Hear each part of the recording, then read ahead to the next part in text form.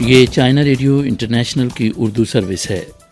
Beijing studio سے اب تک کی اہم خبروں کے ساتھ میں ہوں زبیر بشیر۔ سب سے پہلے خاص خبروں کا خلاصہ۔ بیجنگ 2022 سرمائی پیرالمپکس مستقبل کے سرمائی پیرالمپک گیمز کے لیے ایک شاندار نمونہ۔ چین کے اعلیٰ سفارتکار یانگ جیچی کی روم میں امریکی عہدیدار سے ملاقات۔ چین کی جانب سے یوکرین کی ریڈ کراس سوسائٹی کے لیے انسانی امدادی سازوسامان کی تیسری کھیپ بیجنگ سے روانہ۔ آئیے اب خبریں سنتے ہیں تفصیل کے ساتھ۔ بیجنگ 2022 سرمائی پیرالمپکس کی اختتامی تقریب 13 تاریخ کی شام نیشنل اسٹیڈیم میں منعقد ہوئی۔ صدر شی جن پنگ، وزیر اعظم لی کھچیانگ، پارٹی اور ریاستی قائدین سمیت بین الاقوامی پیرالمپک کمیٹی کے صدر اینڈریو پارسنز نے اختتامی تقریب میں شرکت کی۔ دونوں اولمپکس ہی شاندار اور دلچسپ رہے۔ گزشتہ 9 دنوں میں 46 ممالک اور علاقوں کے تقریباً 600 پیرا ایتھلیٹس نے جوش و جذبے کا مظاہرہ کرتے ہوئے بھرپور لطف اٹھایا اور سخت محنت کی، جس میں خود کو بہتر بنانے، پر امیدی اور پیشہ ورانہ جذبے کا مظاہرہ کیا گیا۔ چینی دستے نے 18 طلائی تمغوں سمیت مجموعی طور پر 61 تمغے جیتے اور دونوں اعتبار سے میڈل ٹیبل پر سر فہرست رہا۔ سرمائی پیرالمپکس میں شرکت کے بعد سے یہ چین کے بہترین نتائج ہیں۔ بیجنگ سرمائی اولمپکس آرگنائزنگ کمیٹی کے چیئرمین چھائی چھی نے اپنے خطاب میں کہا کہ ان ناقابل فراموش 9 دنوں میں دنیا بھر کے ایتھلیٹس نے مضبوط ارادے کے ساتھ پیرالمپکس کے خواب کو تعبیر کیا۔ یوں ایتھلیٹس نے ایک پر امید اور پیشہ ورانہ رویے سے خود کو مساوی اور پروقار زندگی گزارنے کے قابل ثابت کیا۔ بین الاقوامی پیرالمپک کمیٹی کے صدر اینڈریو پارسنز نے اپنے خطاب میں بیجنگ سرمائی پیرالمپک گیمز کے انعقاد کو حیرت انگیز، محفوظ، قابل اعتماد اور شاندار قرار دیا۔ بیجنگ سرمائی پیرالمپک گیمز 3 سرمائی پیرالمپک ولیجز سے لے کر 6 بڑے ایونٹس تک اور تمغوں سے لے کر کھلاڑیوں کے احساسات تک تعریف سے بھرے ہوئے ہیں۔ اس مختصر عرصے میں مختلف ممالک سے آئے ہوئے کھلاڑیوں نے بیجنگ کو بھرپور سراہا۔ امریکی پیرا سنو بورڈر مائک مائنز کا کہنا تھا کہ یہ بہت دلچسپ ہے۔ دوسرے ایتھلیٹس کے ساتھ بھرپور مقابلے کا سوچ کر ہی بے حد توانائی ملتی ہے۔ چینی لوگ واقعی دوستانہ ہیں۔ چینی پیرالمپک سنو بورڈر جیانگ زیاؤ نے کہا، میں بہت لطف اندوز ہوا۔ ہمارا عملہ اور کوچز ہر روز دن رات ہمارے ساتھ مصروف رہے۔ ہم نے اگر مقابلہ کیا تو انہوں نے ہم پر سخت محنت کی، لہٰذا وہ بھی اسی قدر قابل تعریف ہیں۔ امریکی Paralympic alpine skier David Allen Williams کا کہنا تھا کہ یہاں سب کو محنت کا بھرپور صلہ ملا۔ گیمز کے دوران ہم نے بہت سے دوست بنائے، ایک دوسرے کی حمایت اور حوصلہ افزائی کی اور ہم سب اس میدان میں متحد ہیں۔ 14 تاریخ کو چین کی وزارت ٹرانسپورٹ کی اکیڈمی آف سائنسز نے جنوری سے فروری تک چین کا ٹرانسپورٹیشن پروڈکشن انڈیکس جاری کیا۔ اعداد و شمار سے پتہ چلتا ہے کہ اس سال کے پہلے 2 مہینوں میں فریٹ انڈیکس میں تیزی سے اضافہ ہوا۔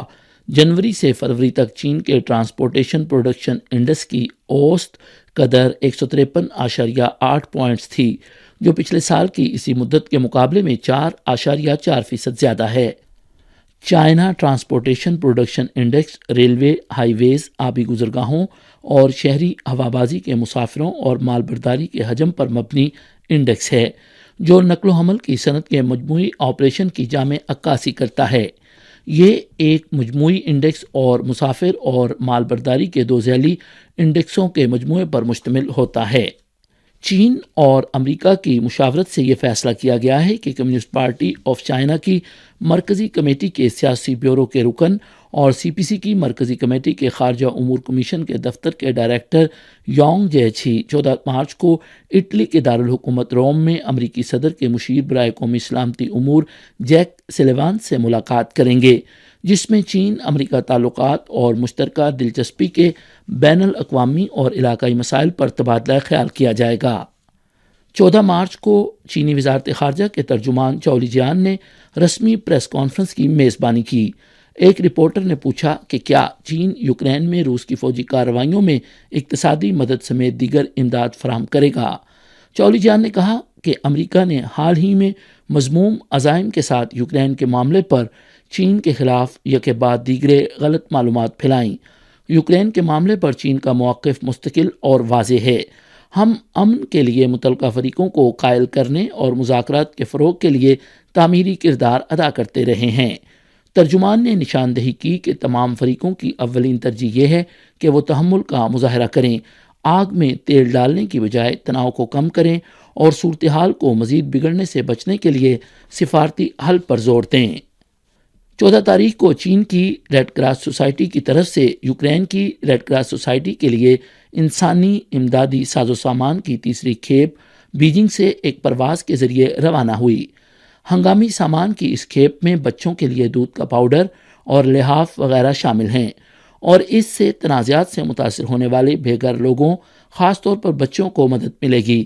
توقع ہے کہ سامان کی یہ کھیپ 14 تاریخ کی شام 8 بجے پولینڈ کے وارسا ہوائی اڈے پر اترے گی اور اسے یوکرین میں منتقل کر دیا جائے گا۔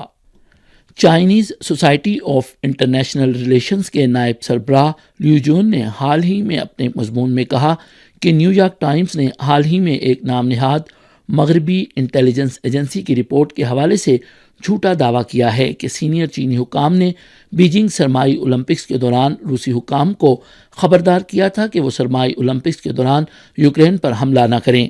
رپورٹ میں یہ دعویٰ بھی کیا گیا ہے کہ اس سے ظاہر ہوتا ہے کہ چین کو روس کے فوجی ایکشن کے بارے میں کسی حد تک پہلے سے معلوم تھا۔ چینی وزارت خارجہ کے ترجمان نے اس مذموم رپورٹ کی سختی سے تردید کی۔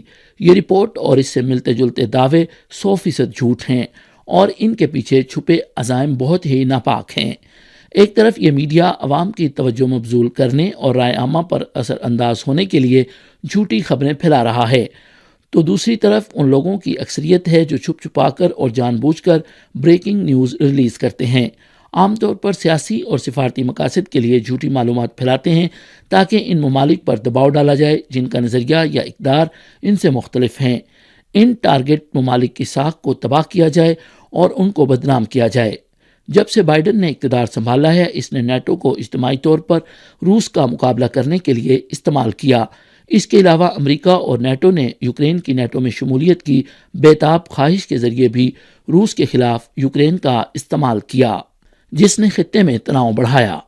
24 فروری کو شروع ہونے والے روس یوکرین تنازع کے بہت سے پہلو سامنے آ چکے ہیں جن پر دنیا بھر میں بات چیت کی جا رہی ہے۔ ان میں سے ایک حوالہ یوکرین میں امریکہ کے زیر کنٹرول بائیو لیبس کا ہے، جس نے روس، امریکہ اور چین کے نیٹیزن کی توجہ حاصل کی ہے۔ منگل کو ایک معمول کی پریس کانفرنس کے دوران چینی وزارت خارجہ کے ترجمان نے یوکرین میں 26 بائیو لیبس اور دیگر متعلقہ سہولیت کا ذکر کیا جو امریکی محکمہ دفاع کے زیر کنٹرول ہیں۔ ساتھ ہی 30 ممالک میں امریکہ کی 336 بایولوجیکل لیبس کے بارے میں سوال کرتے ہوئے کہا کہ امریکہ بتائے کہ اصل میں اس کا ارادہ کیا ہے۔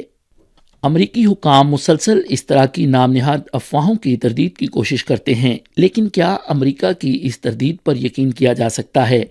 اس سوال کا جواب دینے سے پہلے آئیے فروری میں بیجنگ سرمائی اولمپک کھیلوں کے انعقاد کے دوران پیش آنے والے 2 تازہ ترین واقعات پر غور کریں۔ سب سے پہلے 3 فروری کو گیمز کے آغاز سے ایک دن پہلے امریکی ایوان نمائندگان کے کچھ سیاستدانوں نے 7 سائنسدانوں سے ملاقات کی جن کا ابتدائی طور پر خیال تھا کہ کووڈ-19 شاید ووہان کی وائرولوجی لیب سے لیک ہوا، لیکن بعد میں وہ اپنے اس خیال سے دستبردار ہو گئے۔ امریکی سیاستدانوں کی جانب سے ان سائنسدانوں پر دباؤ ڈالا گیا کہ وہ اس بات کا حلفیہ بیان دیں کہ کووڈ-19 وائرس ووہان کی وائرولوجی لیب سے لیک ہوا۔ دوسرا واقعہ 4 فروری کا ہے جب امریکہ کے جاپان جیسے اتحادیوں کے 21 سائنسدانوں نے وائرس کی ابتدا کی تحقیقات میں خلل ڈالنے کے لیے چین کو بدنام کرنے کے لیے ایک مشترکہ دستخط شدہ کھلا خط جاری کیا اور ووہان انسٹی ٹیوٹ آف وائرولوجی کی دوبارہ تحقیقات کا مطالبہ کیا۔ گزشتہ 2 برس کے دوران چین نے بارہا وضاحت کی ہے کہ یہ وائرس فطرت سے آیا ہے اور ووہان کی وائرولوجی لیب سے وائرس لیک کا نظریہ حقیقت سے کوئی تعلق نہیں رکھتا۔ چین عالمی ادارہ صحت اور NBC جیسے امریکی میڈیا اداروں کے ماہرین کو بھی ووہان انسٹی ٹیوٹ آف وائرولوجی کے دورے کی بارہا دعوت دے چکا ہے۔ تاہم امریکی حکومت اور بہت سے امریکی میڈیا ادارے لیب لیک کے نظریے کو ہوا دیتے رہے ہیں، لہٰذا انہیں اب یوکرین میں موجود اپنی لیبس کو تحقیقات کے لیے پیش کرنا چاہیے۔ یہ تھیں چائنا ریڈیو انٹرنیشنل کی اردو سروس سے اب تک کی اہم خبریں۔ زبیر بشیر کو اجازت دیجیے۔ مزید خبروں کے لیے دیکھیے ہماری ویب سائٹ، پتہ ہے urdu.cri.cn۔